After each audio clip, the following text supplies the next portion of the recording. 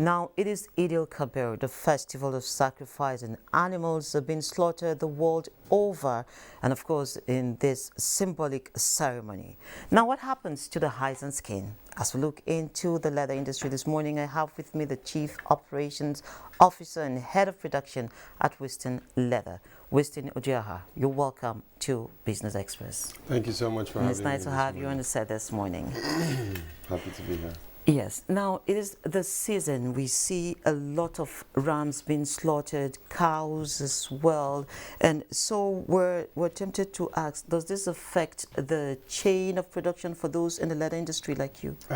So yes, positively, because in the leather industry, the Salah season is the biggest season for leather.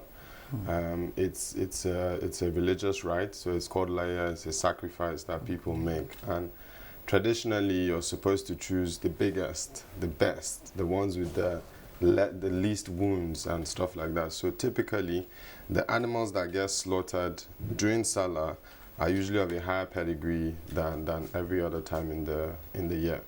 Besides that, you get an inflow of Salah. So in the leather industry, in the tanneries, for example, in Kano, for the next 2 months after Salah, we're still going to be working Salah skins. So yes, it definitely affects positively the supply.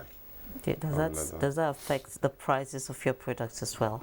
Not really, because like I said, even though the inflow is now, we'll keep working for the next 2 years.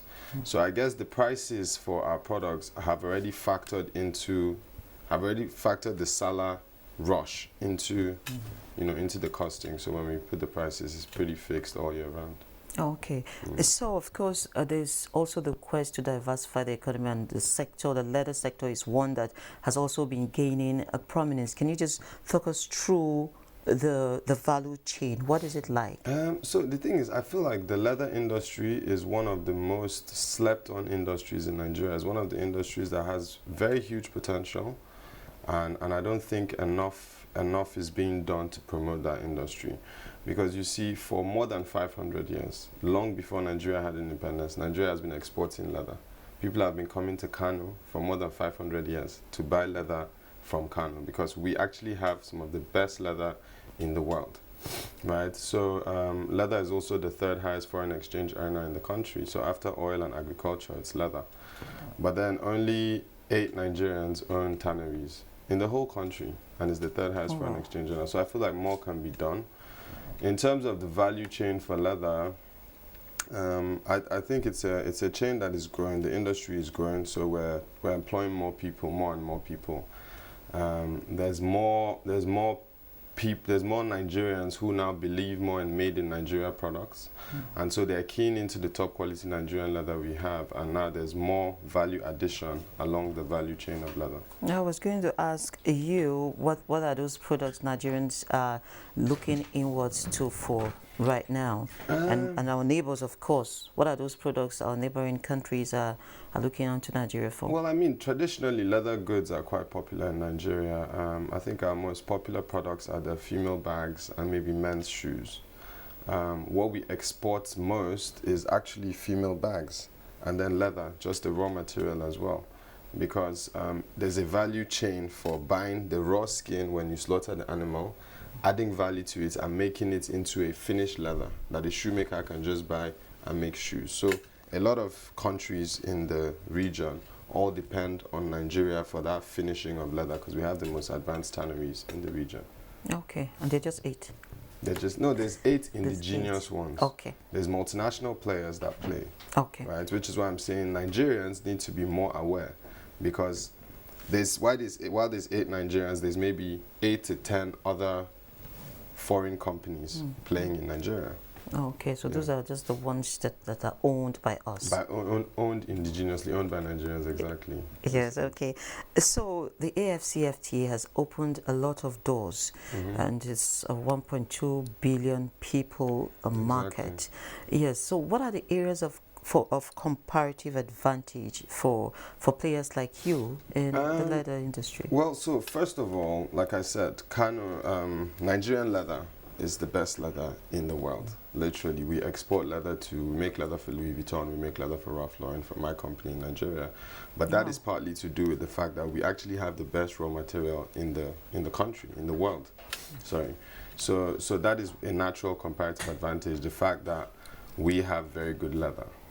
Traditionally, Kano particularly has been a trading hub for leather for more than 500 years. So apart from the leather that comes from Kano, leather comes from Chad, leather comes from Mali, leather comes from Burkina Faso, Cameroon, from the region, pours into Kano every day.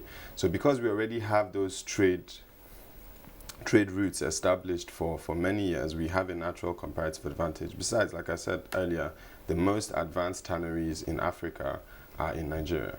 So giving us access to the market favors us because now we're able to sell to other countries, but without the struggle of going through borders and processing papers and all that, because now it's a free trade union.